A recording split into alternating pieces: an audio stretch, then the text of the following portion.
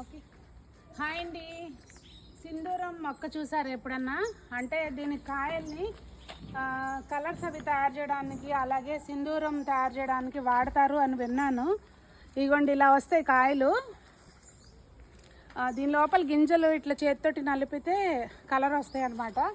ఇక్కడ కింద ఉన్నాయండి, నేను ఆల్రెడీ తీసాను ఒకటి.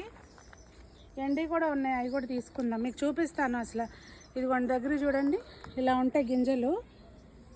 దీన్ని ఇట్లా కొంచెం అదిగోండి చూసారా, అలా వస్తుంది కలరు.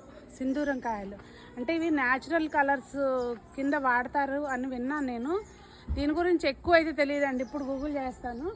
ఇంకోటి, ఇది ఫుడ్ గ్రేడా కాదా అనేది కామెంట్ చేయండి. అంటే మనం దీన్ని ఫుడ్ కలర్స్ లాగా వాడుకోవచ్చా అనేది తెలియదు నాకు, ఒకసారి కామెంట్ చేయండి.